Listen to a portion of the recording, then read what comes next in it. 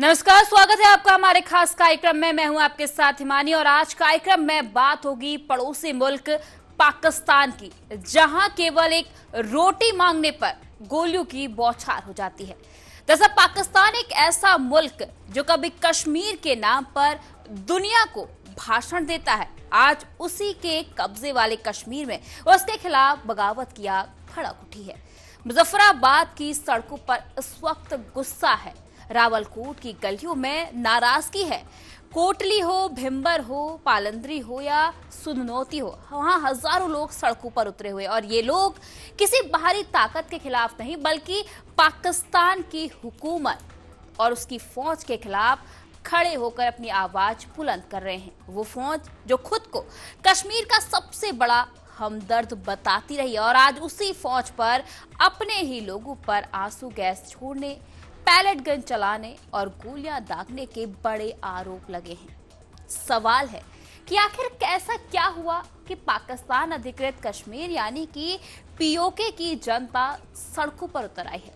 क्या वजह है कि लोग हक चाहिए, आजादी चाहिए जैसे नारे लगा रहे हैं, और क्या वजह है कि आसिम मुनीर और शहबाज शरीफ के खिलाफ गुस्सा अब खुलकर सड़कों पर दिखाई दे रहा है, और क्या वजह है कि जिन लोगों ने सालों तक पाकिस्तान का झंडा उठाया आज वही लोग इस्लामाबाद के खिलाफ मोर्चा खोल रहे हैं। कहानी सिर्फ राजनीति की नहीं है, कहानी उस भूख की भी है, कहानी उस महंगाई की भी है और कहानी बेरोजगारी की भी है और कहानी उन मासूम लोगों की जिंदगी की भी है जो अपने हक की आवाज उठाने निकले हैं। लेकिन जवाब में उन्हें क्या मिलता है? लाठियां, आंसू गैस के गोले और साथ ही ताबड़तोड़ गोलियों की बौछार। अब पीओके की जनता लगातार पूछ रही है, जब हमारी धरती पर बांध बने तो हमें सस्ती बिजली क्यों नहीं मिली? जब हमारे संसाधनों से पाकिस्तान की अर्थव्यवस्था चलती है तो हमारे घर में अंधेरा क्यों है? और जब हमारी जमीन पर फैसले होते हैं तो हमारे प्रतिनिधि हमारी मर्जी से क्यों नहीं चुने जाते? और आखिर क्या हर सवाल का जवाब बंदूक से दिया जा रहा है? उधर पाकिस्तान की अर्थव्यवस्था लगातार संकट में है। महंगाई ने लोगों की कमर तोड़ दी है, रोजगार के अवसर घट रहे हैं, या यूं कहें कि अब पाकिस्तान में रोजगार बचा ही नहीं है। आईएमएफ की शर्तों ने आम आदमी की मुश्किलें बढ़ा दी हैं और इसी बीच पीओके में जनता का गुस्सा भी सड़कों पर फूट पड़ा है। क्या इसे पे एक प्रदर्शन है या पाकिस्तान के भीतर पनप रहे बड़े राजनीतिक और आर्थिक संकट का एक छोटा सा ट्रेलर है? क्या पीओके में उठी ये चिंगारी आने वाले दिनों में बड़ी आग बन सकती है? और क्या आसिम मुनीर और शहबाज शरीफ इस गुस्से को संभाल पाएंगे या फिर पाकिस्तान के लिए ये एक नए संकट की शुरुआत है? तो आज के कार्यक्रम में हम आपको दिखाएंगे कि पीओके की सड़कों पर किस तरह से बगावत उठ रही है। महंगाई से त्रस्त जनता का दर्द है, वहीं मासूमों की मौत पर उठते सवाल हैं और पाकिस्तान की उस सच्चाई को भी आपसे रूबरू कराएंगे जिसे छिपाने की कोशिश लगातार पाकिस्तान के द्वारा की जाती रही है।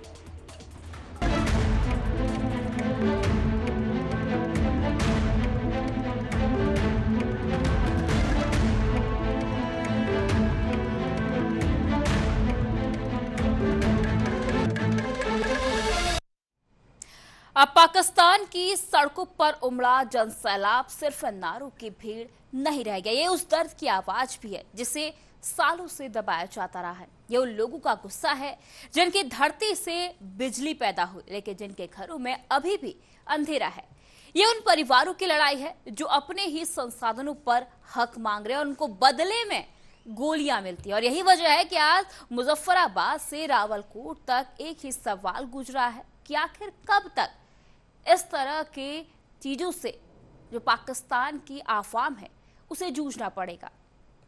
कहते हैं कि जब जनता की थाली खाली होने लगे, जब घर का बिजली बिल कमाई से बड़ा हो जाए, जब बच्चों के भविष्य से ज्यादा जनता अगले दिन के राशन की होने लगे, तब आंदोलन जन्म लेता है और वो ऐसा आंदोलन होता है जो सब कुछ पलट कर रख देता है।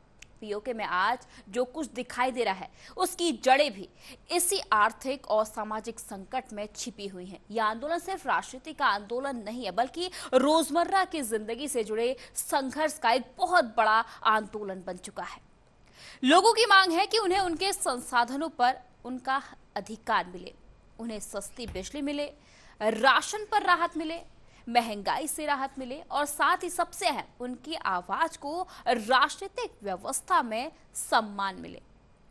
विडंबना देखिए कि जिस धरती पर मंगला डैम जैसे बड़े पावर प्रोजेक्ट खड़े हैं, जहां से पैदा होने वाली बिजली पाकिस्तान के बड़े शहरों को रोशन कर रही है, आज उसी क्षेत्र के लोग बिजली के भारी बिलों से परेशान हैं। लोग पूछ रहे हैं, अगर संसाधन हमारे हैं तो फायदा किसी और को क्यों दिया जा रहा है? अगर हमारी जमीन इस्तेमाल हो रही है तो हमें उसका उचित हिस्सा क्यों नहीं मिलता है? अब यही सवाल गुस्से में बदल चुका है और यही गुस्सा हजारों लोगों को सड़कों तक ले आया है। अब पीओके की जनता की 38 मांगों में सिर्फ आर्थिक राहत शामिल नहीं है, बल्कि राजनीतिक प्रतिनिधित्व का मुद्दा भी शामिल है। लोग चाहते हैं कि उनके भविष्य का फैसला उनकी मर्जी से हो और उनकी आवाज को नजरअंदाज ना किया जाए। आज सड़कों पर उतरी भीड़ सिर्फ नारे नहीं लगा रही, बल्कि अपने अस्तित्व, अपने अधिकार और अपने हिस्से की लड़ाई लड़ रही है। और यही वजह है कि यह आंदोलन अब केवल विरोध प्रदर्शन नहीं, बल्कि जन आक्रोश का प्रतीक भी बन चुका है। और पाकिस्तान में हालात ऐसे नजर आ रहे हैं कि पाकिस्तान में इमरजेंसी है, पाकिस्तान में इंटरनेट सेवा को बंद कर दिया जाए और हर तरफ पूरी तरह से सन्नाटा पसरा हुआ है, हर तरफ एक मातम सा माहौल बना है। चलिए आपको ग्राफिक्स के जरिए समझाते हैं कि आखिर पीओके में उबाल क्यों है और अधिकार बनाम हुकूमत की लड़ाई आखिर इस पीओके में क्यों लड़ी जा रही है। दरअसल आम आदमी का कहना है कि जब बिजली हमारी है तो बिल इतना भारी क्यों आ रहा है? रोटी महंगी हो रही है और जिंदगी लगातार मुश्किल होती जा रही है। 38 मांगे हैं, लेकिन सवाल एक ही है कि आखिर हक कब मिलेगा? संसाधन हमारे हैं तो फायदा किसी और को क्यों मिल रहा है? पीओके में अभी जन आक्रोश उबल रहा है और सवाल पूछ रहा है कि आखिर मंगला डैम से रोशन पाकिस्तान है तो फिर पीओके अंधेरे में क्यों है? ये तमाम सवाल इस वक्त पीओके की जनता के मन में उठ रहे हैं। लगातार ये आरोप लगाया जा रहा है कि संसाधन हमसे लिए जाते हैं, लेकिन हमें ही सुविधा नहीं दी जा रही। अब पीओके की सड़कों पर दिख रहा गुस्सा सिर्फ स्थानीय मुद्दों का नतीजा नहीं है। इस गुस्से की जड़ें पाकिस्तान की उस अर्थव्यवस्था में छिपी हैं जो वर्षों से संकट के दलदल में फंसी हुई है। एक तरफ सरकार विकास और स्थिरता के दावे करती है, वहीं दूसरी तरफ आम आदमी की जेब लगातार खाली हो रही है। महंगाई ने रसोई का बजट बिगाड़ दिया है। बिजली और गैस के बिलों ने परिवारों की कमर तोड़ दी है। पेट्रोल की बढ़ती कीमतों ने रोजमर्रा की जिंदगी को और भी ज्यादा महंगा बना दिया और रोजगार के अवसर लगातार सिमटते जा रहे हैं। पाकिस्तान का आम नागरिक आज सिर्फ आर्थिक मुश्किलों से नहीं लड़ रहा, बल्कि वो उस व्यवस्था से भी सवाल पूछ रहा है जो हर संकट का बोझ जनता के कंधों पर डाल देती है। लोग पूछ रहे हैं कि आखिर कब तक IMF की शर्तों की कीमत आम आदमी चुकाता रहेगा और कब तक महंगाई के नाम पर जनता की जेबें खाली होती रहेंगी और कब तक जो आर्थिक नाकामियां हैं उसका हिसाब जनता से भी वसूला जाएगा। अब पीओके में उठ रहा गुस्सा दरअसल पूरे पाकिस्तान की आर्थिक बेचैनी की कहानी को साफ तौर पर उजागर कर रहा है और आने वाले कुछ समय में ये बढ़ती महंगाई, गिरती क्रय शक्ति और बेरोजगारी और आर्थिक कुप्रबंधन ने पाकिस्तान को ऐसे असंतोष की जमीन में खड़ा कर दिया जहां पर ये जनाक्रोश एक बहुत बड़े आंदोलन में तब्दील हो सकता है। जिस तरह से सड़कों पर लोगों का गुस्सा फूट पड़ा है, अब उससे साफ तौर पर जाहिर होता है कि अब ये जनाक्रोश जल्द सिमटने वाला नहीं है। अब ये आंदोलन और भी ज्यादा उग्र होने वाला है। चलिए आपको एक बार ग्राफिक्स के जरिए समझाते हैं कि आखिर इस आर्थिक तबाही और बढ़ते जनाक्रोश के पीछे क्या कारण है और क्यों पीओके की जनता इस वक्त सड़कों पर उतर चुकी है। दरअसल कंगाल खजाना और परेशान जनता, महंगाई ने आम आदमी की कमर पूरी तरह से तोड़ दी है। IMF की शर्तें हैं और जनता पर बोझ लगातार बढ़ रहा है। वहीं रोजगार पाकिस्तान से गायब है, जिससे संकट अर्थव्यवस्था पर बना हुआ है। गिरती अर्थव्यवस्था से लोगों का गुस्सा बढ़ चुका है। पाकिस्तान में पेट्रोल महंगा है, जिसके बाद जिंदगी बेहद ही मुश्किल हो गई है। वहीं विकास के दावे कई हैं, लेकिन जमीनी हकीकत कुछ और ही कहानी कह रही। वही आर्थिक संकट से इस वक्त पूरा पाकिस्तान सुलग रहा है, जिसकी आग में अब पूरा पाकिस्तान जलता हुआ भी नजर आ रहा है। दरअसल किसी भी लोकतांत्रिक व्यवस्था में जनता जब अपनी मांगों को लेकर सड़कों पर उतरती है तो उम्मीद होती है कि उसकी बात सुनी जाएगी, लेकिन पीओके में उठ रहे सवाल कुछ और ही कहानी बयान कर रहे हैं। यहाँ अब बहस सिर्फ रोटी, बिजली या फिर अधिकारों की नहीं है। सबसे बड़ा सवाल उन तस्वीरों को लेकर है जिनमें सड़कों पर तनाव साफ तौर पर दिखा रहा है। सुरक्षा बलों की कार्रवाई के आरोप लग रहे हैं और प्रदर्शनकारियों के घायल होने की खबरें भी सामने आ रही हैं। लगातार जो प्रदर्शनकारी हैं उन पर गोलियों की बौछारें हो रही, जिसमें लगभग 400 से ज्यादा लोगों की मौत की खबर भी सामने आ रहे। वहीं 500 से ज्यादा लोग अभी भी घायल बताए जा रहे हैं। अब रावलकोट की सड़कों पर हजारों लोगों की भीड़ थी, हाथों में डंडे थे, बैनर थे और अपनी मांगों को लेकर नारे लगा रहे थे। लेकिन देखते ही देखते हालात तनावपूर्ण हो गए। प्रदर्शनकारियों और सुरक्षा बलों के बीच आमना सामना हुआ और फिर टकराव की खबरें भी सामने आने लगी। मुजफ्फराबाद, भिंबर और कई अन्य इलाकों से इसी तरह के दृश्य सामने आए, जहां हालात को नियंत्रित करने के लिए आंसू गैस के गोले छोड़े गए, पैलेट गन के इस्तेमाल किया गया और बल प्रयोग के आरोप लगे, जिस वजह से कई लोगों ने अपनी जान गंवा दी है। वहीं स्थानीय संगठनों का दावा है कि आंदोलनकारियों की आवाज को दबाने की कोशिश हो रही है और उनका कहना है कि लोग अपने अधिकारों और बुनियादी सुविधाओं की मांग कर रहे थे, लेकिन जवाब बातचीत के बजाय सख्ती के रूप में मिला। वहीं दूसरी ओर प्रशासन और सुरक्षा एजेंसियां कानून व्यवस्था बनाए रखने की बात कह रही हैं और इसी के बीच कई लोगों के घायल होने और कुछ मौतों के दावों ने पूरे घटनाक्रम को और भी ज्यादा संवेदनशील बना दिया है। अब इन मौतों के आंकड़ों ने जो जनता है उसका गुस्सा और भी ज्यादा भड़का दिया है। आज पीओके की सड़कों पर सबसे ज्यादा गूंजता सवाल यही है कि आखिर हालात यहाँ तक क्यों पहुंचे, और अगर लोग अपनी समस्याओं को लेकर प्रदर्शन कर रहे थे तो क्या संवाद की गुंजाइश नहीं थी, जो सीधे तौर पर जो प्रदर्शनकारी हैं उन पर गोलियों की बौछार कर दी। सवाल ये भी है कि क्यों ऐसे दृश्य देखने को मिले जिनमें आम नागरिक और सुरक्षा बल आमने सामने नजर आ रहे हैं, और सबसे अहम, जिन परिवारों ने अपने लोगों को अब खो दिया है या जिन परिवारों के लोग अभी घायल हैं, उनके सवालों का जवाब कौन देगा, कौन जवाबदेही तय करेगा उन जानों की जिन्होंने केवल अपने हक की मांग को स्वीकारने के लिए, अपनी हक के लिए अपनी जान गंवा दी है। प्रदर्शनकारी कह रहे हैं कि उन्हें सुना जाए, जबकि प्रशासन व्यवस्था बनाए रखने की बात कर रहा है। लेकिन इस पूरे विवाद के बीच सबसे बड़ा नुकसान आम लोगों का हुआ है। यही वजह है कि पीओके में अब सिर्फ आंदोलन नहीं बल्कि जवाबदेही की मांग भी उतनी ही जरूरी होगी, क्योंकि कई लोगों ने, सैकड़ों लोगों ने अपनी जान गंवाई। अब जवाबदेही साफ तौर पर प्रशासन की बनती हुई नजर आ रही है और सवाल कई उठ रहे हैं। कई मासूम जिंदगियों ने अपनी जिंदगी खो दिया। अब सवाल यह है कि आखिर मासूमों की जान क्यों गई? जब मासूम बातचीत के लिए आ रहे तो बातचीत क्यों नहीं की गई और उन पर गोलियों की बौछार क्यों करी गई? चलिए आपको ग्राफिक्स के जरिए समझाते हैं आखिर इन मासूमों की जो जान गई है उसका जिम्मेदार कौन है, कौन जवाबदेही तय करेगा। दरअसल इन मासूमों ने हक की मांग की थी, जिसके बाद जवाब में उन्हें केवल सख्ती मिली है। गोलियां बरसाई गई, सड़क पर जनता है और आमने सामने सुरक्षा बल हैं। बता दें कि पीओके में टकराव की तस्वीरें साफ तौर पर नजर आ रही है और आंसू गैस से जवाब क्यों दिया गया, ये बड़ा सवाल है। जब बातचीत से हल निकाला जा सकता है तो हिंसक झड़प क्यों हुई, घायल हुए लोगों का जिम्मेदार कौन है और गोली किस पर चली, इसका जवाब कौन देगा? जनता पूछ रही है कि हमारी गलती क्या थी जो हमें इस तरह से हमारे साथ व्यवहार किया गया। और आंदोलन से जवाबदेही तक की लड़ाई अब और भी ज्यादा उग्र होती हुई नजर आई, क्योंकि कई लोगों ने अपनी जान गंवाई और जनता लगातार इन जानों की कीमत जानना चाहती है कि आखिर अगर कोई मासूम अपने हक की लड़ाई लड़ता है तो उसे बदले में गोलियां क्यों दी जाती हैं। तो आज आसिम मुनीर और शहबाज सरकार पर सवाल कई उठ रहे हैं। पीओके की सड़कों पर उठ रही आवाज अब सिर्फ महंगाई, बिजली और राशन तक सीमित नहीं है, बल्कि ये गुस्सा अब सीधे सत्ता के गलियारों तक है। प्रदर्शनकारियों के नारों में सिर्फ स्थानीय प्रशासन नहीं बल्कि पाकिस्तान की राजनीतिक और सैन्य व्यवस्था दोनों सवालों के घेरे में है। लोग पूछ रहे हैं कि आखिर फैसले कौन लेता है, इस्लामाबाद की सत्ता या फिर रावलपिंडी का सत्ता केंद्र?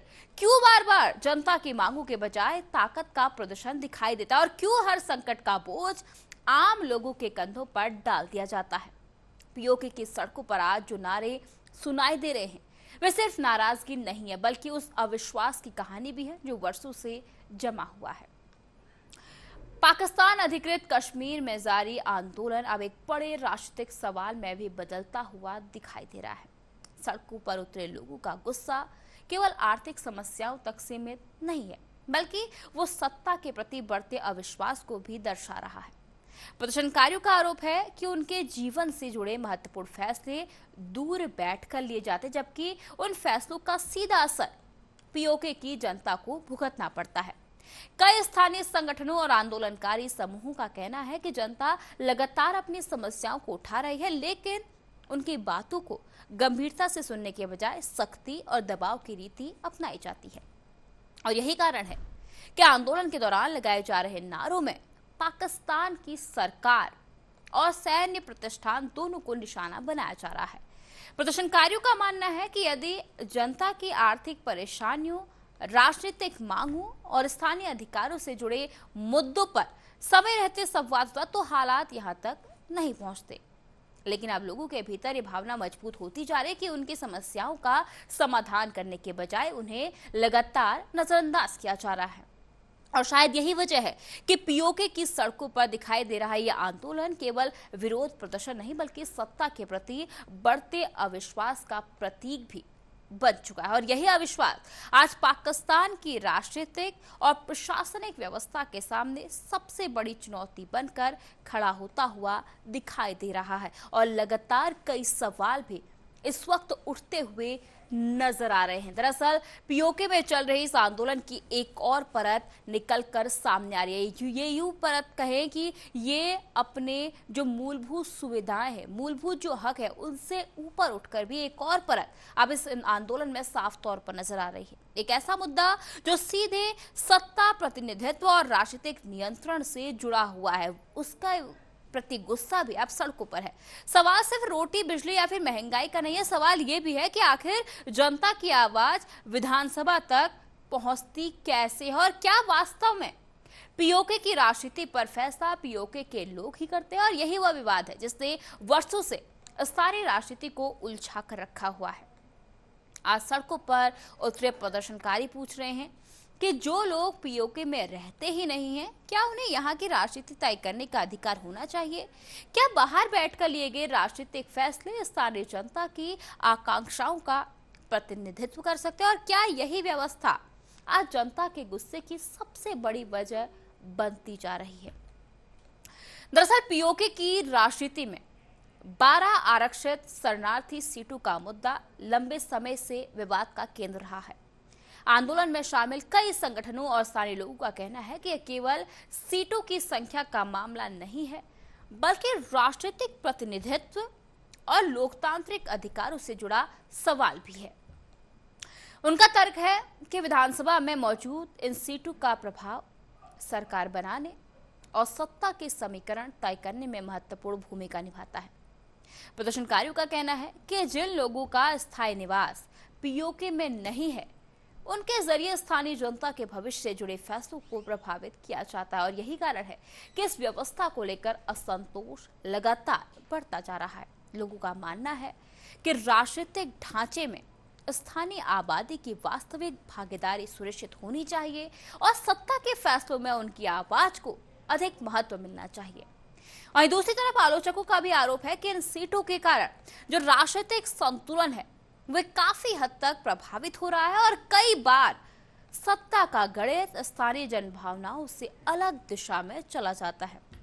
और इसे भी दूसरी ओर इस व्यवस्था के समर्थक इसे ऐतिहासिक और संवैधानिक ढांचे का हिस्सा बताते हैं। लेकिन इन तमाम दलीलों के बीच एक बात साफ है कि 12 सीटों का ये विवाद अब केवल संवैधानिक बहस नहीं रह गया। आज पीओके की सड़कों पर उठ रहे नारों में यह मुद्दा प्रमुखता से सुनाई दे रहा है और यही वजह है कि स्थानीय प्रतिनिधित्व, राजनीतिक अधिकार और सत्ता में भागीदारी का सवाल इस आंदोलन के सबसे महत्वपूर्ण मुद्दों में से अब एक बन चुका है।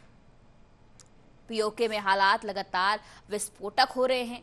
मुजफ्फराबाद से रावलकोट और नीलम घाटी तक विरोध प्रदर्शन ने अब बड़े राजनीतिक और मानवीय संकट का रूप ले लिया है। हिंसा, मौतें और सैकड़ों लोगों के घायल होने की खबरों के बीच भारत ने भी अब पाकिस्तान को कटघरे में खड़ा कर दिया है। दरअसल विदेश मंत्रालय के प्रवक्ता रणधीर जायसवाल ने पीओके में कथित मानवाधिकार उल्लंघनों और पुलिस की बर्बरता पर गंभीर चिंता जताई।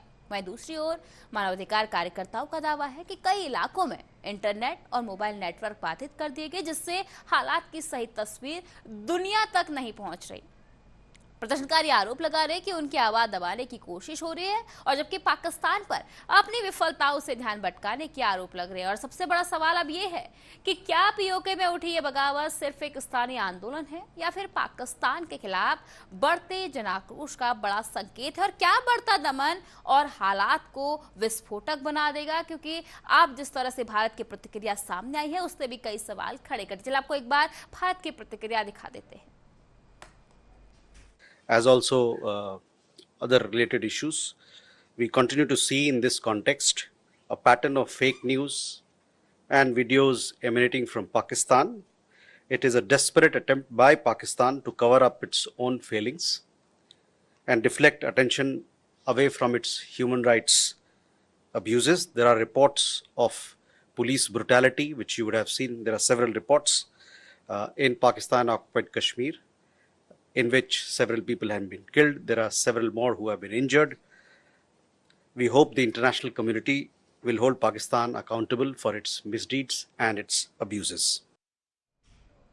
अब जिस तरह से पाकिस्तान में रोटी और अपने अधिकारों की लड़ाई लड़ी जा रही है, और जो सड़क है उस पर लगातार जो जनता का गुस्सा है वो साफ तौर पर नजर आ रहा है। उसने पूरे अंतर्राष्ट्रीय स्तर पर भी अब कई सवाल खड़े कर दिए, क्योंकि जिस तरह के हालात नजर आ रहे हैं उससे पाकिस्तान की सत्ता, पाकिस्तान की हुकूमत और साथ ही पाकिस्तान की आवाम सभी सवालों के घेरे में है कि आखिर पाकिस्तान में क्या हो रहा है। चलिए आपको एक बार ग्राफिक्स के जरिए उन तमाम सवालों से रूबरू कराते हैं जो आखिर इस वक्त पाकिस्तान की स्थिति को बयां कर रहे हैं, और पाकिस्तान की जो जनता है, पीओके का जो आम आदमी है, उसके दिलों में उठ रहे। दरअसल क्या पीओके में उठी बगावत पाकिस्तान की आर्थिक नाकामी है? क्या महंगाई बगावत की वजह बनी है?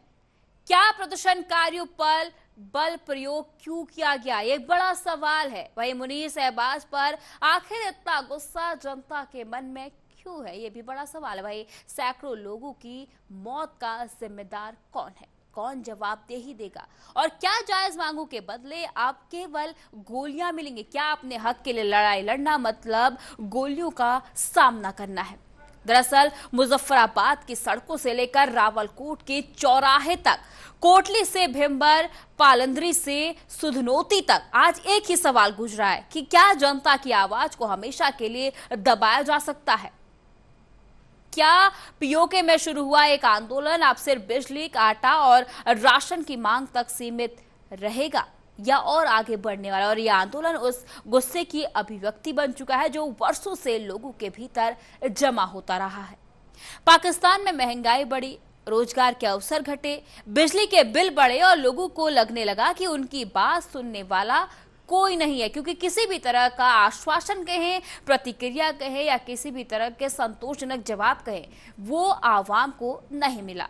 पीओके के लोग लगातार पूछ रहे हैं कि अगर उनकी जमीन पर बांध बन सकते हैं, अगर उनके संसाधनों से बिजली पैदा हो सकती है, तो उन्हें उसका उचित लाभ क्यों नहीं मिल रहा?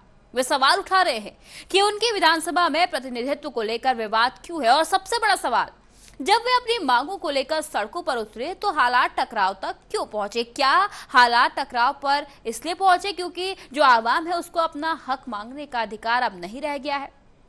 तो आज पीओके में जो दिखाई दे रहा है वो केवल एक क्षेत्रीय आंदोलन नहीं है, ये उस बेचैनी की तस्वीर भी है जो तब पैदा होती है जब आर्थिक संकट, राजनीतिक असंतोष और प्रशासनिक चुनौतियां एक साथ खड़ी हो जाती हैं।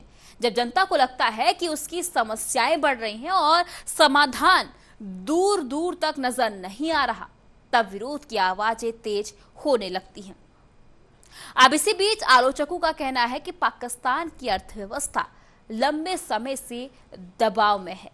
महंगाई, बेरोजगारी, बढ़ती लागत और आर्थिक चुनौतियों ने आम लोगों की जिंदगी को प्रभावित किया है और ऐसे माहौल में पीओके का यह आंदोलन केवल स्थानीय मुद्दों तक सीमित नहीं दिख रहा, बल्कि व्यापक जनभावनाओं की ओर भी संकेत करता है। पर सबसे बड़ा सवाल यह है, क्या इस्लामाबाद इन आवाजों को सुन पाएगा?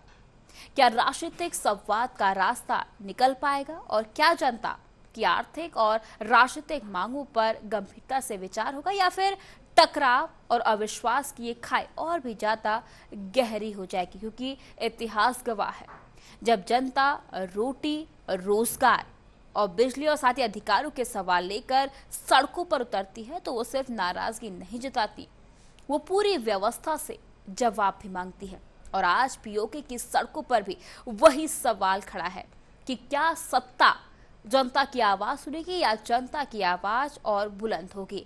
और इसी बड़े सवाल, इसी बड़ी बहस और इसी तस्वीर के साथ कई और सवाल भी इस वक्त नजर आ रहे हैं पीओके की जनता के मन में, क्योंकि जिस तरह का जन आक्रोश इस वक्त पीओके में देखने को मिल रहा है, उससे कई सवाल और कई ऐसे कठिन सवाल जनता के मन में छोड़ दिए जिसकी जवाब मिलने की उम्मीद दूर दूर तक नजर नहीं आ रही। अब देखना यह है कि आखिर कब जाकर ये जनाक्रोश शांत होता है और कब जाकर जो पीओके की आवाम है उसको एक शांति और स्थिर जो है वो जीवन जीने को मिलता है। चलिए, इसी बड़े सवाल और इसी बड़ी बहस और इसी तस्वीर के साथ आज के कार्यक्रम में इतना ही। जल्द लौटेंगे एक और नए मुद्दे के साथ, लेकिन फिलहाल के लिए आज के कार्यक्रम में दीजिए इजाजत। नमस्कार।